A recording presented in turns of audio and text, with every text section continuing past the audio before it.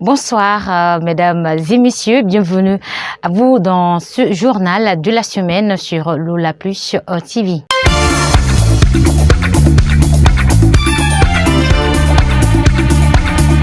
Notre équipe de reporters s'est intéressée ce vendredi à la vie d'un jeune handicapé mécanicien de son état. Yaroba Sako parvient à subvenir ses besoins à travers les activités génératrices de revenus qu'il exerce depuis plusieurs années.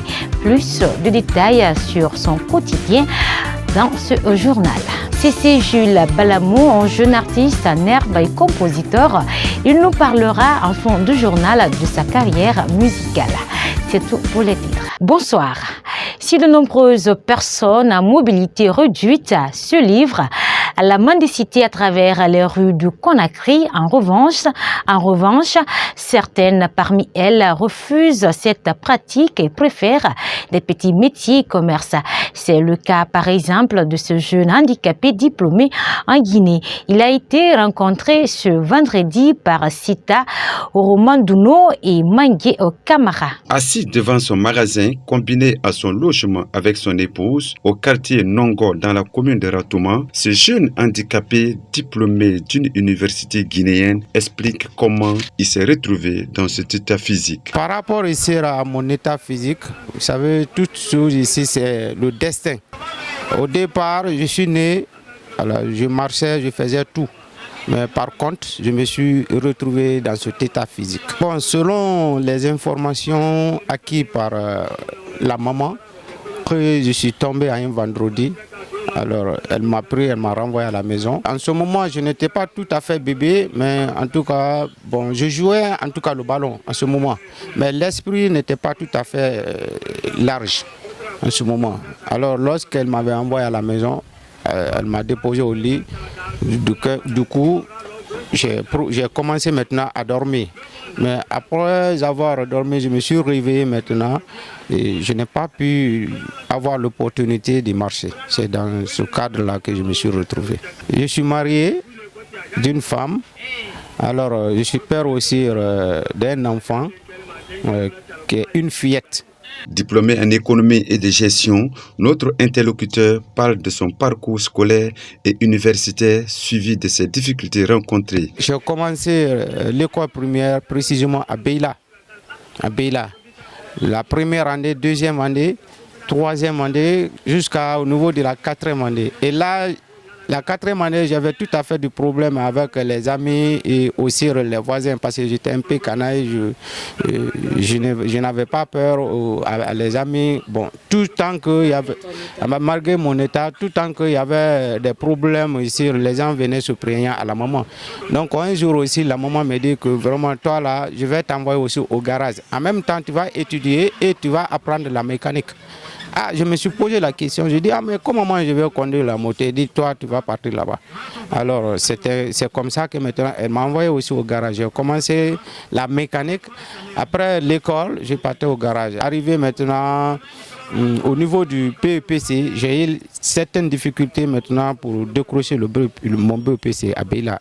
Alors la maman, elle m'a compris, elle m'a envoyé précisément à Kindia. Je me suis présenté là-bas comme candidat libre et Dieu m'a aidé, j'ai décroché le BEPC. Je fais aussi la 11e, 12e en sciences et mathématiques. Terminale aussi, j'ai commencé à avoir aussi certaines difficultés. J'ai changé d'option, j'ai fait la science sociale, Dieu m'a aidé, j'ai décroché le bac et on m'a orienté à Conakry. Arrivé là aussi, il y avait tout à fait des difficultés parce que je suis sorti, je ne suis pas à côté de mes parents, donc je vais étudier. Donc, mais cela, malgré toutes les souffrances là, cela ne m'a pas poussé ici de quémander parce que là, il n'est pas de mon genre. Parce que l'handicap n'est pas une fatalité, c'est un défi à relever.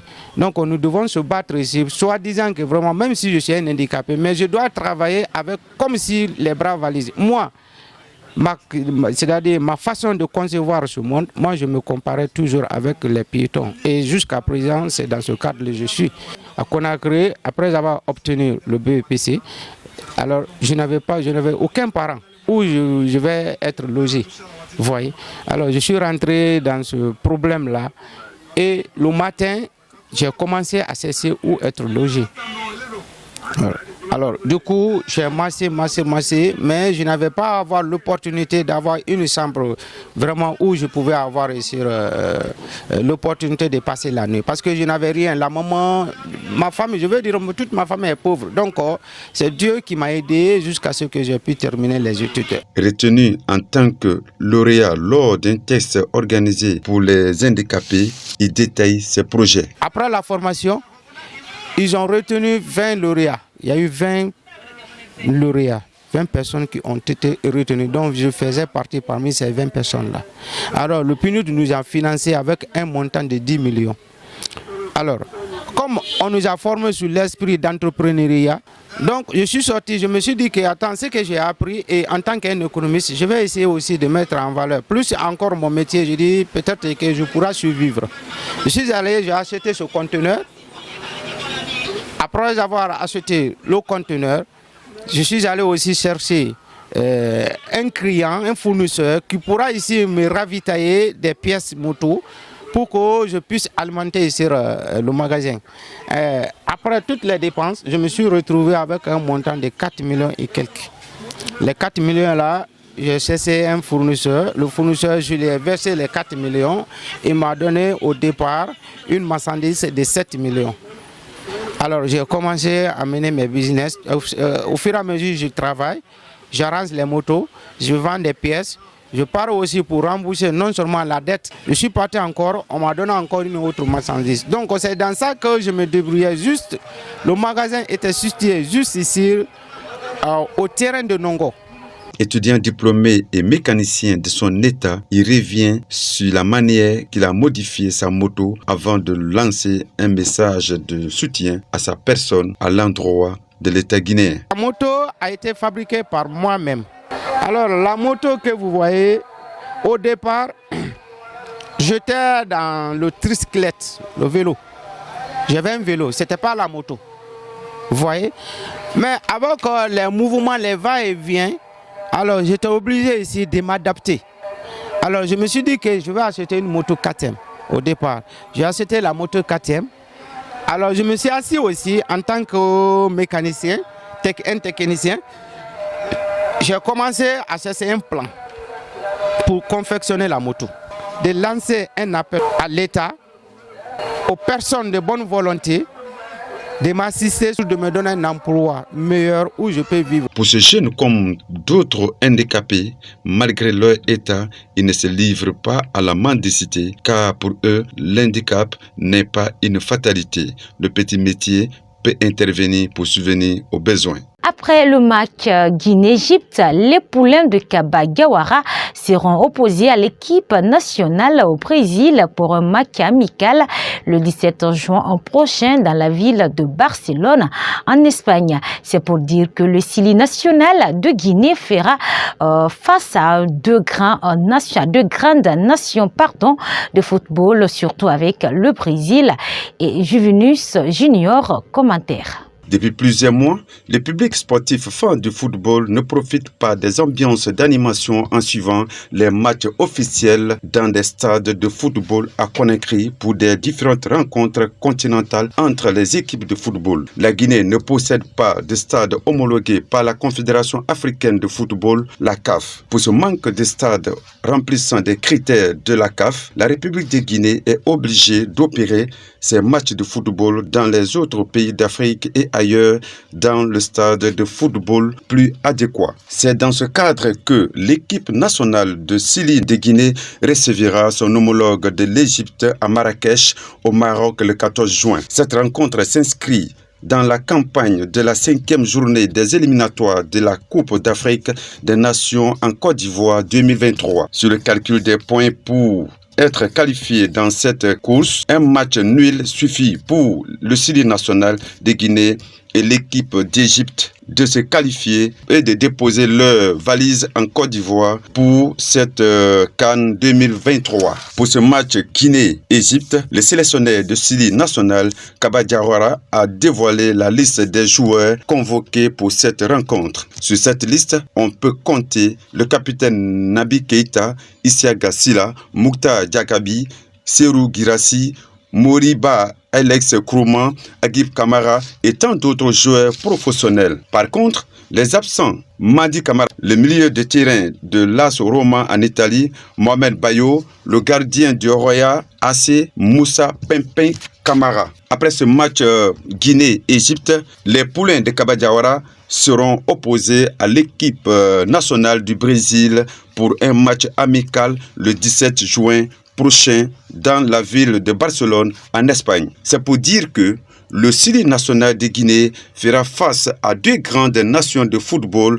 surtout avec le Brésil de Vinicius Junior. Méconnu par le grand public guinéen, c'est Jules Balamou, est un jeune artiste en herbe et compositeur.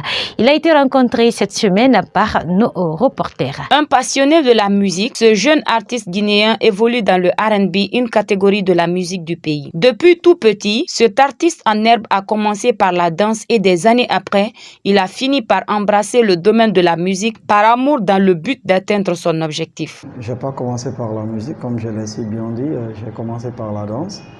Et le fait que la danse y va avec la musique, et car c'est la musique d'autrui qu'on dansait avant.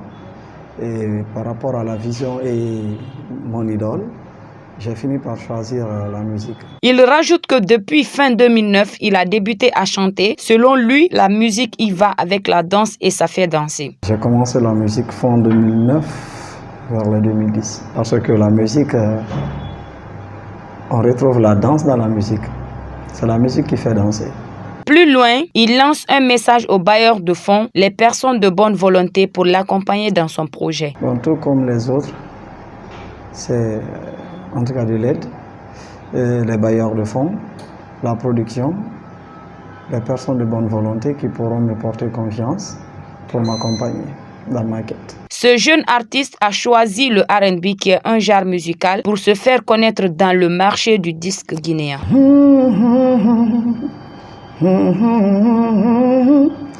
I'm a little back to Toronto. Aujourd'hui, je suis là au bureau. J'ai reçu cette équipe de Lola TV pour cette interview. Je suis vraiment content de partager ce moment avec vous. Je prie tous pour nous dans nos futurs projets. Voilà, mesdames et messieurs, c'est la fin de ce journal de la semaine sur Lola Plus Média. À tous, merci de l'avoir suivi. Grand merci à Mori Kourouma pour la réalisation. Bonne soirée.